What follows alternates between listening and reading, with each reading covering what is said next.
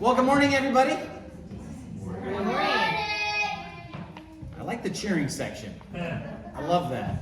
Well, welcome to worship. It's Reformation Day, so we're commemorating the 500th. Well, 500. How many? What's 17 plus 7? I don't teach math. A lot. 500 plus years since Martin Luther put those 95 Theses on the church door.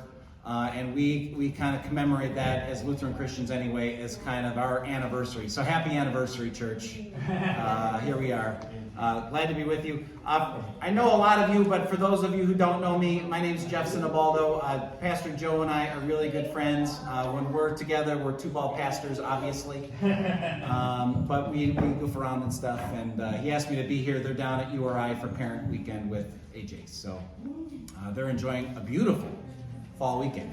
But we're here together to worship. Are there other... Oh, I had my friends here. They handed out Post-its. If you didn't quite get the assignment, what I'd like you to do on those Post-its is write either something down you love about our Saviors or something you're involved in. And they're going to collect those later on. That's the other part of the job they signed up for. Well, they don't know that yet, but we're going to do that. And then we're going to post them on this door, just like the old days, okay? Great. So I teach down at Notre Dame High School in West Haven. I teach freshman religion. I've got 162 smiling faces with me every day, so it's kind of fun. Are there other announcements this morning we need to know about? We can do more at the end if we need to. More at the end if we need to. If something might come up. You never know. We might remember. Perfect. All right, well, with that, why don't we begin our worship? We start with confession and forgiveness. I invite you to stand as we begin our time together.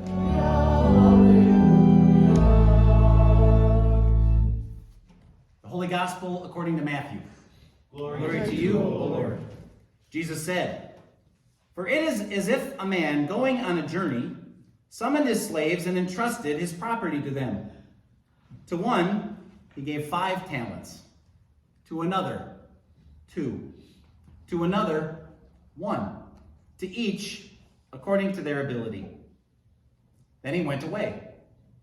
The one who had received the 5 talents went off and traded with them and made 5 more talents. In the same way, the one who had the 2 talents made 2 more talents. But the one who had received the 1 talent went off and dug a hole in the ground and hid his master's money. After a long time, the master of those slaves came and settled accounts with them. Then the one who had received the 5 talents came forward, bringing 5 more talents, saying, 'Master, you handed over to me 5 talents. See, I've made 5 more talents.' His master said to him, 'Well done, good and trustworthy slave. You have been trustworthy in a few things. I will put you in charge of many things. Enter into the joy of your master.' And the one with 2 talents also came forward, saying, 'Master, you handed over to me 2 talents. See, I have made you 2 more talents.' His master said to him, 'Well done, good and trustworthy slave. You have been trustworthy in a few things. I will put you in charge of many things. Enter into the joy of your master.'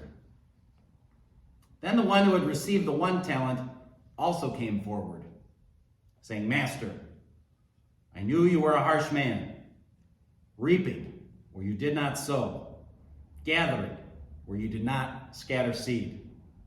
I was so afraid, so I went and hid your talent in the ground. Here, have what is yours.' But the master replied, 'You wicked and lazy slave! You knew, did you, that I reap where I did not sow and gather where I did not scatter? Then you ought to have invested my money with the bankers, and on my return I would have received what was my own with interest. So take the talent from him and give it to the one with 10 talents. For to all who have, more will be given, and they will be given in abundance. But from those who have nothing, even what they have will be taken away. As for this worthless slave, throw him into the outer darkness, where there will be weeping and gnashing of teeth. This is the gospel of the Lord. Praise to you, O Christ. Please be seated.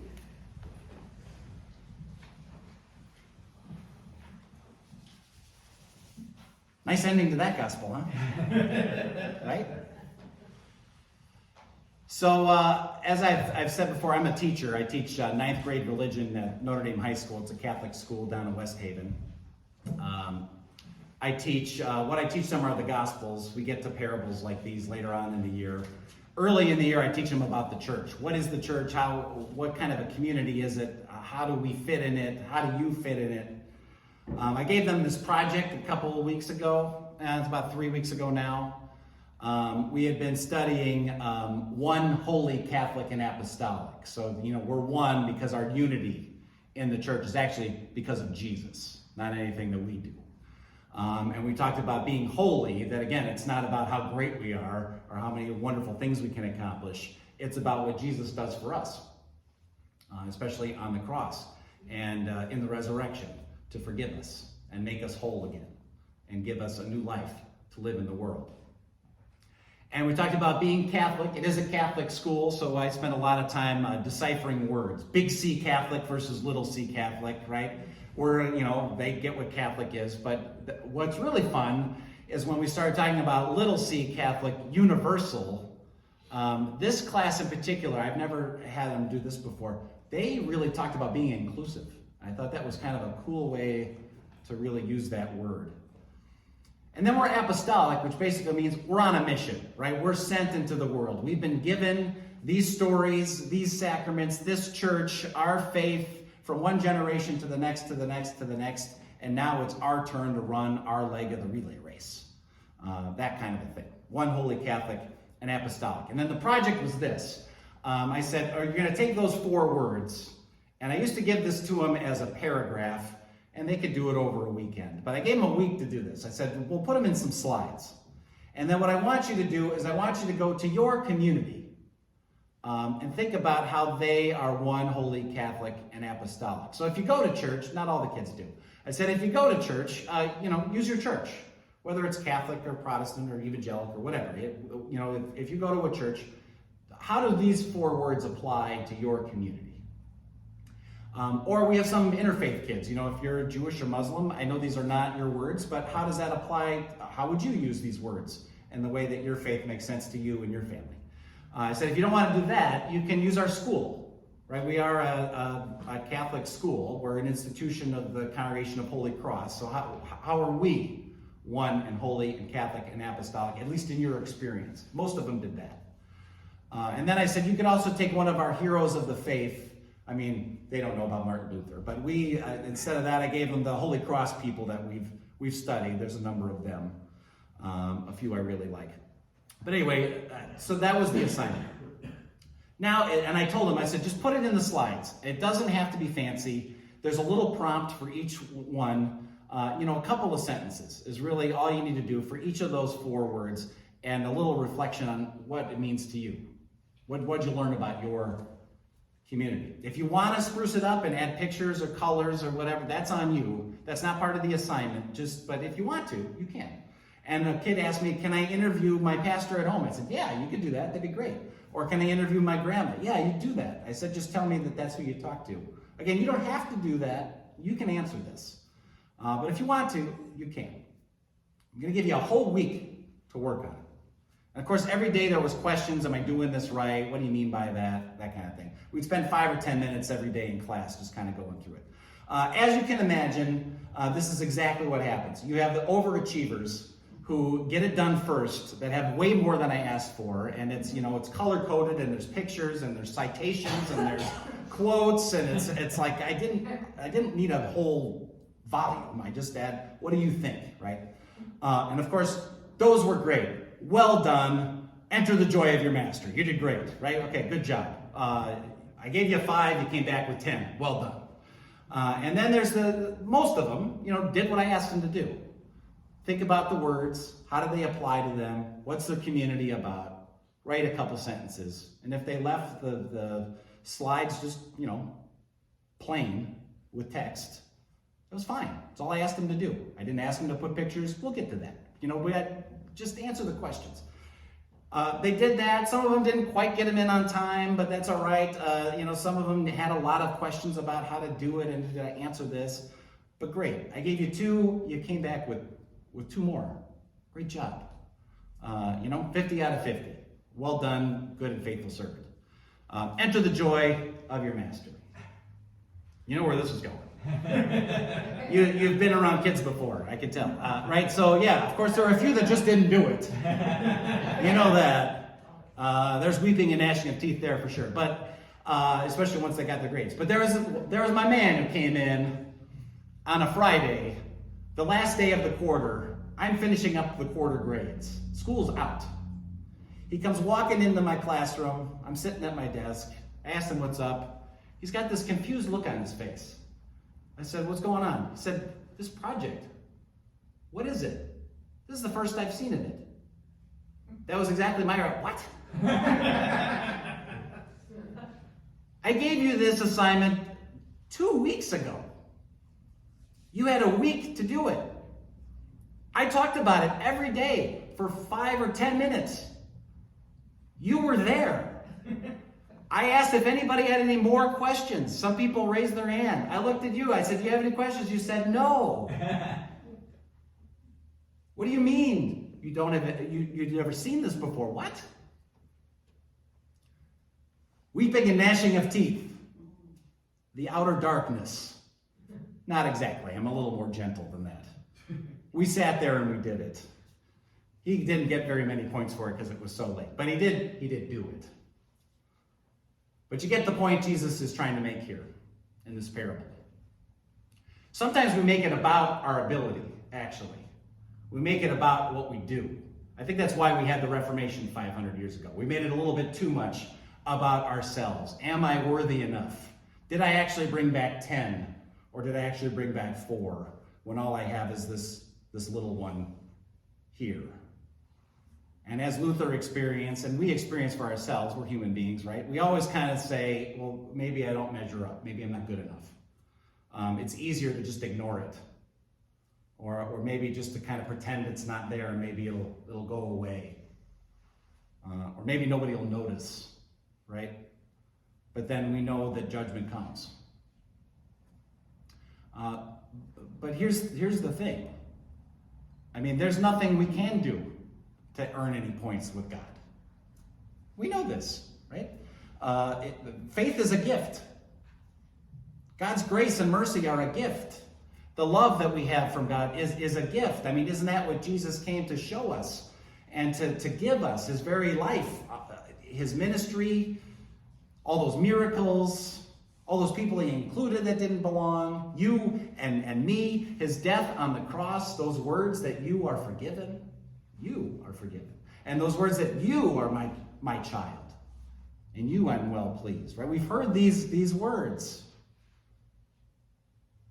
This new life that he gives us in the resurrection to live and to be around us. He's the one, actually, that is sent into the outer darkness on our behalf, isn't he? The one who died for you and me and this broken world. And yet he still gives us an assignment. We still get work to do. Here we are. It's a beautiful October morning. We're living in the world in which we live, as broken as it is. Maybe like my man who came in and was scratching his head and didn't know what to do. We might be feeling that way. Or maybe we're like the guy in the parable who's just so afraid of everything that's going on in the world. We just want to hide and hope it goes away. And yet what happens here?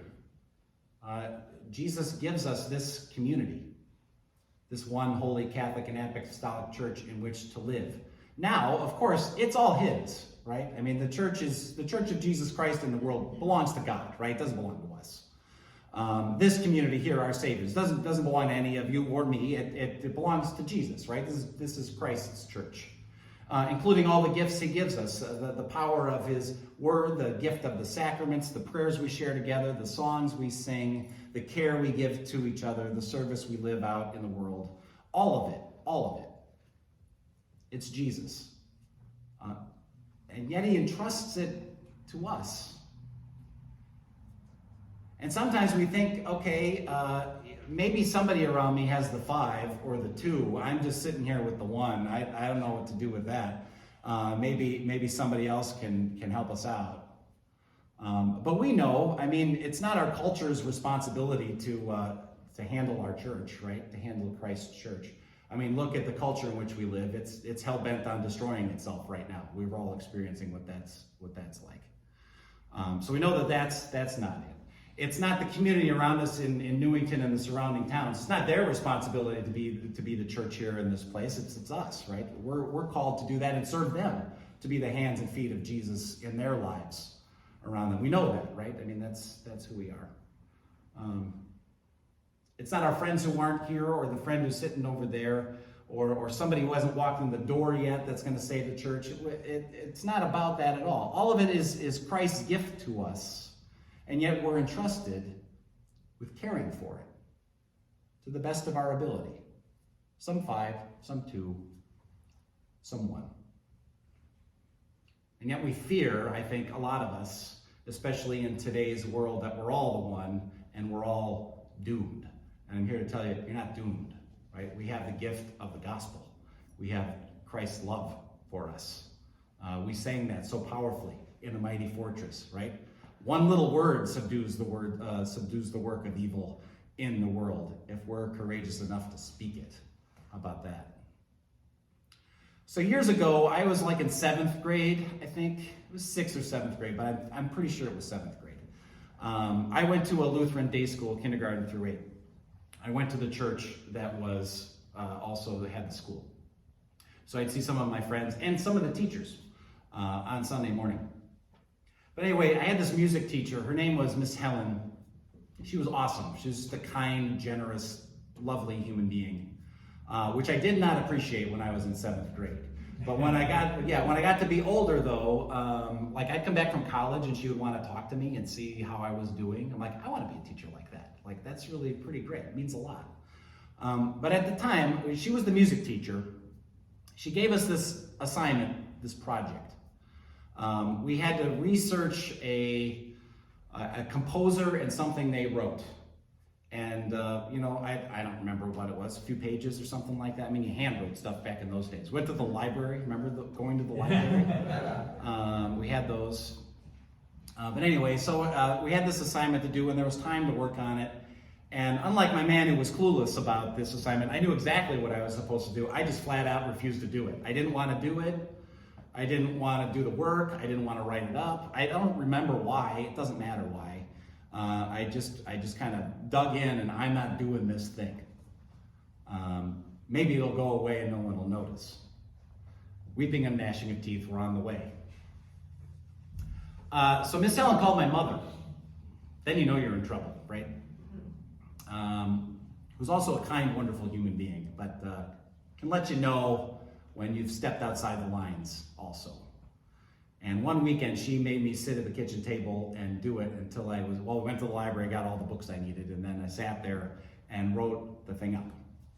And I gave it back to Miss Helen on Monday, and she said thank you, and I kind of forgot about it. And then she called me back to give it to me, and she had written some very nice comments in my work. Like, this is actually pretty good. Like, I'm in 7th grade, you're not gonna publish it or anything. But it's like this, you did the assignment. You brought pictures in, you got plenty of works cited, you got the main points. I think I did George Frederick Handel, I think, if I'm remembering right. Talked about water music. We used to listen to that at home. So I did this whole thing, and she said, this is really a great project, but it's a D, because it's so late. And I thought, it's the only D I've ever gotten in my life. I got a C- for the class, which is usually about 2 grades lower than I was used to getting. But she did it with encouragement. And she did it with a generosity of spirit. And I learned something about myself. I actually kind of liked doing research. I actually kind of liked writing a little bit. I actually didn't mind finding this stuff out, even if I was a little resistant to it at first. It needed a lot more than just a little bit of a nudge to actually do it. So that's what I would like to offer to you today. I'm here to encourage you, to give you a soft nudge, to do it from a place of care and love as another traveler along the way in faith. That I know it's a struggle. It's a struggle to think about the future of the church. It's a struggle to pay the bills. It's a struggle to get people to do stuff. It's a struggle to think about what's coming next when you turn on the news. It's a struggle with your own personal stuff you got going on, whether it's health or people or job or all of it. I get it, 100%. And in the meantime, we have the gift that God has given us. This gift of Jesus Christ. The one who has gifted every single one of us with what we can do and what we can offer. Not because it's going to get us anywhere with God, but because it's his gift with us to share. So remember that. We stand on this day, Reformation, but we stand every day in a life of faith that's met with the world being what it is, and we being sinful and broken as we are. And yet we have this wonderful gift of Jesus Christ who forgives us and renews us and leads us out. And especially when we're the most afraid of failing, reminds us that in him always, A+. Amen.